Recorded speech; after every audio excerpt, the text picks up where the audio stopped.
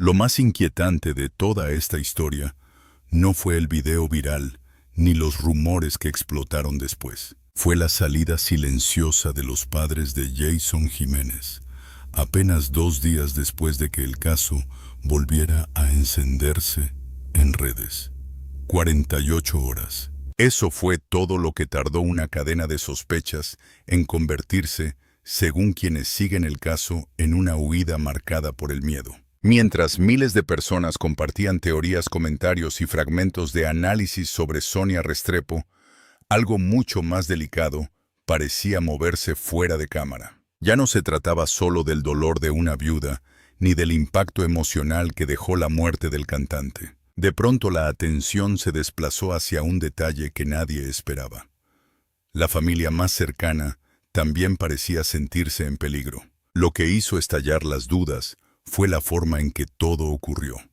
No hubo despedidas públicas. No hubo mensajes tranquilos, ni señales de una mudanza normal. Simplemente dejaron de estar. Para muchos, esa desaparición repentina encendió una pregunta imposible de ignorar. ¿Qué pudo haber pasado para que los padres de una figura tan conocida optaran por irse en absoluto silencio? A partir de ahí, empezaron a circular versiones cada vez más oscuras. Algunas voces afirmaban que en los días previos, la familia habría recibido contactos extraños, mensajes ambiguos y señales de presión que no parecían una simple broma de Internet. Según esos relatos, ya no se estaba discutiendo solo una tragedia personal. Se estaba insinuando la existencia de algo mucho más delicado, algo relacionado con información, nombres, conversaciones y movimientos que nunca debieron salir a la luz. Sonia Restrepo, que ya estaba en el centro de la conversación digital, volvió a quedar conectada con el punto más explosivo de todo el relato: la supuesta existencia de una lista negra. No una lista entendida como un papel cualquiera, sino como una pieza simbólica que dentro de estas versiones concentraría nombres, vínculos y secretos que alguien quería mantener enterrados. Lo verdaderamente fuerte no fue solo que ese rumor reapareciera. Fue que justo después de hacerlo, la familia directa de Jason terminara desapareciendo del mapa público. Y aquí es donde la historia deja de parecer un simple comentario viral y empieza a adquirir otro tono. Porque una cosa es que Internet invente. Otra muy distinta es que el miedo empiece a reflejarse en decisiones reales. Si una familia se repliega, si reduce su exposición, si corta sus movimientos habituales y opta por el silencio total, la percepción del peligro cambia. Ya no estamos hablando solo de especulaciones encendidas por el algoritmo. Estamos hablando de reacciones humanas frente a algo que al menos para ellos pudo sentirse demasiado cercano. Ese fue el punto exacto en que todo se volvió más oscuro. Ya no importaba únicamente qué se estaba diciendo sobre Jason Jiménez. Lo que empezó a importar fue quién quería que ciertas preguntas dejaran de hacerse. Y cuando una historia provoca ese nivel de tensión alrededor de quienes guardan la memoria más íntima del artista, entonces el caso deja de ser un rumor escandaloso y se convierte en una sombra mucho más difícil de ignorar. La pieza que volvió todavía más inquietante esta historia fue la idea de un objeto pequeño, casi invisible, pero capaz de desatar una presión desproporcionada. Un USB. Dentro de las teorías que empezaron a moverse con fuerza, ese dispositivo no aparecía como un simple archivo perdido, sino como una llave. Una llave que en manos equivocadas podía cerrar el caso para siempre, pero en manos correctas podía abrir preguntas que nadie quería enfrentar. Según los relatos que circularon después de la salida de la familia, el verdadero foco de la presión no habría sido el dinero ni una extorsión clásica. Lo que supuestamente se buscaba era material: conversaciones, copias, registros, fragmentos capaces de reconstruir los últimos días de Jason Jiménez desde una mirada mucho más incómoda que la versión pública. Por eso la amenaza en estas versiones no se presenta como un ataque frontal, sino como una operación de desgaste. Una presión psicológica diseñada para quebrar primero la calma y después la resistencia. Ese detalle cambia todo. Cuando alguien no quiere una transferencia ni una negociación abierta, sino un soporte concreto que podría contener información sensible, el conflicto deja de parecer impulsivo y empieza a sonar calculado. Por eso la llamada que tanto se menciona en el relato resulta tan perturbadora. No por lo espectacular del rumor, sino por lo que simboliza. La posibilidad de usar una voz familiar, una voz íntima, una voz cargada de memoria para empujar a una familia hacia el miedo absoluto. Ahí entra uno de los elementos más duros de toda la historia. No sería solo una amenaza, sería una invasión emocional. Porque asustar a una madre o a un padre con cualquier mensaje ya es grave.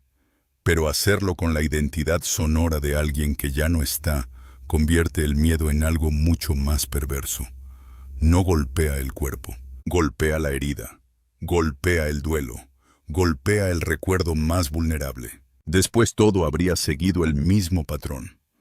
Intentos de acceso a cuentas personales, movimientos extraños en correos electrónicos, recuperaciones de contraseña no solicitadas, llamadas desde números desconocidos, presencias sospechosas alrededor de los recorridos habituales. Nada lo bastante escandaloso como para generar un titular inmediato, pero sí lo bastante constante como para producir agotamiento mental. Ese tipo de presión no necesita dejar pruebas espectaculares. Le basta con hacer que la víctima sienta que ya no controla su propia vida. Y entonces, la famosa lista negra vuelve al centro del escenario. Porque si de verdad existía algún registro, algún conjunto de nombres, fechas o conexiones que comprometiera a más personas de las que se pensaba, el USB dejaría de ser un objeto cualquiera. Pasaría a convertirse en la pieza física de una batalla por la memoria. Quien controla ese material no solo controla documentos, controla el modo en que la historia será recordada. Por eso en esta lectura, el miedo no gira alrededor de una sola familia, sino alrededor del relato completo sobre Jason Jiménez. ¿Qué se sabe? ¿Qué se calla? ¿Qué se publica? ¿Qué se borra? Y cuando el centro del conflicto pasa de las emociones públicas a los archivos privados, lo que parecía un simple escándalo de Internet empieza a aparecer algo mucho más delicado. No una explosión de rumores aislados, sino una lucha silenciosa por decidir qué versión de la historia sobrevivirá al paso del tiempo. El detalle que vuelve todavía más incómoda toda esta historia no es solo lo que se dijo, sino lo que de pronto dejó de decirse. Porque mientras crecían los rumores, mientras Sonia Restrepo quedaba ligada a esa supuesta red de nombres y archivos sensibles, el entorno que rodeaba a Jason Jiménez empezó a hundirse en un silencio que para muchos resultó demasiado conveniente. Productores, colegas, figuras del medio y personas que antes parecían cercanas a su historia dejaron de empujar preguntas incómodas. No hubo una presión visible para aclarar más. No apareció una exigencia fuerte de transparencia. Y cuando en torno a una figura pública ocurre algo que genera tantas dudas, ese vacío pesa tanto como cualquier declaración. A veces el silencio no calma. A veces señala. Esa quietud abrió otra línea de interpretación. Tal vez el problema no era solo lo que Jason pudo haber sabido, sino todo lo que su nombre seguía representando después de su muerte. Porque Jason no era únicamente una persona querida por su público. También era una marca, un legado, una imagen con valor emocional y económico. Y cuando una figura así desaparece, dejando interrogantes alrededor de su memoria, comienzan a moverse intereses de muchos tipos. Ahí aparece una teoría que tomó fuerza entre quienes seguían el caso. La verdadera pelea no sería solo por la verdad, sino por el control del legado. Derechos musicales, contratos, imagen pública, uso del nombre, administración del recuerdo. Si la versión oficial permanece limpia, ordenada y sin fisuras, todo puede seguir funcionando sin grandes sobresaltos. Pero si de pronto emergen preguntas incómodas, si aparecen materiales que sugieren presiones, vínculos ocultos o movimientos extraños, entonces todo el edificio simbólico y económico puede empezar a temblar. Eso explicaría por qué el silencio del entorno musical se volvió tan sospechoso para muchos. En un escenario normal, la muerte de un artista rodeado de dudas debería despertar más voces, más análisis, más incomodidad pública. Aquí pasó lo contrario, como si recordar a Jason fuera aceptable, pero revisar de cerca lo que pudo haber ocurrido alrededor de él resultara peligroso o inconveniente. Y ese matiz cambia por completo la lectura del caso. Porque si el miedo solo afectara a Sonia, alguien podría decir que se trata de dolor, confusión o especulación. Pero cuando también aparecen señales de presión sobre la familia, y al mismo tiempo el ecosistema profesional guarda una distancia tan calculada, la historia empieza a adquirir una estructura mucho más compleja.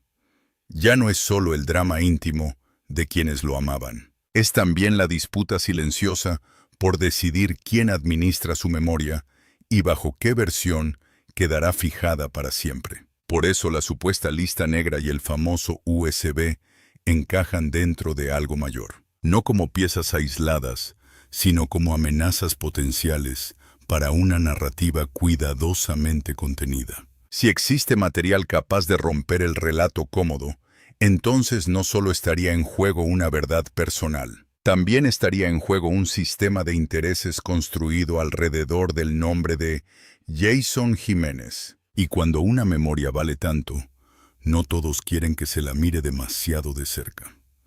Lejos del foco público, la historia entra en su fase más tensa. No porque ya existan respuestas definitivas, sino porque quienes quedaron con vida parecen haber entendido que el peligro no estaba solo en hablar demasiado, sino también en confiar mal. Desde el exterior, Sonia Restrepo y los familiares más cercanos ya no serían simples testigos del miedo. En esta nueva etapa pasarían a convertirse, según las teorías que rodean el caso, en guardianes dispersos de una verdad fragmentada. Ese cambio es decisivo, porque una persona asustada puede huir, pero una persona que además empieza a ordenar audios, fechas, capturas, mensajes y recuerdos ya no solo se está protegiendo, está preparando algo. Está intentando que el tiempo no borre las piezas. Está evitando que la historia quede reducida a homenajes vacíos, frases decorativas y versiones cómodas para quienes necesitan que todo termine rápido. Por eso la imagen que queda al final no es la de una familia derrotada, sino la de un círculo herido que eligió desaparecer para no entregar lo único que todavía podía sostener la memoria real de Jason Jiménez. Esa es la parte que más inquieta. Si todo fuera un invento exagerado por Internet, no haría falta tanta presión, no haría falta vigilar, forzar silencios, sembrar miedo, ni mover tantas piezas alrededor de un relato que supuestamente no tiene nada detrás. La pregunta central entonces deja de ser solamente qué pasó. La pregunta verdadera pasa a ser quién necesita que nunca lo entendamos por completo. Porque cuando una historia es empujada al exilio, junto con quienes más saben el silencio, deja de parecer casual. Empieza a parecer una estrategia. Y cuando la memoria de un artista se vuelve más valiosa, muerta que incómoda en vida, el público tiene derecho a sospechar que detrás del homenaje también puede esconderse una forma de control. Aquí es donde esta historia deja de pertenecer solo a los protagonistas y pasa a manos de quienes la escuchan. Porque hay casos que sobreviven no por lo que prueban de inmediato, sino por las preguntas que se niegan a morir. La lista negra, el USB, la presión sobre la familia. El repliegue de Sonia.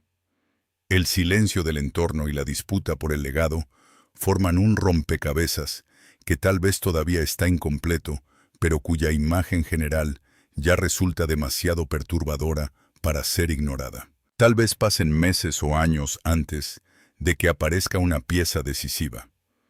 Tal vez muchas verdades nunca lleguen a confirmarse del todo. Pero incluso así algo ya quedó instalado. La sensación de que alrededor de Jason Jiménez no solo quedó una ausencia, sino también una batalla por decidir qué debía recordarse y qué debía desaparecer. Y cuando una historia provoca tanto esfuerzo para ser contenida, a veces eso no la destruye. A veces solo la vuelve más peligrosa para quienes intentan enterrarla. Ahora la decisión queda en cada espectador. Creer que todo es una cadena de coincidencias, o aceptar la posibilidad de que apenas estamos viendo la superficie de una historia mucho más oscura. Lo único claro es que mientras existan preguntas sin responder, la memoria de Jason Jiménez no va a quedarse quieta. Va a seguir incomodando, va a seguir empujando dudas. Y quizá precisamente por eso todavía hay quienes quieren apagarla antes de que vuelva a hablar con toda su fuerza.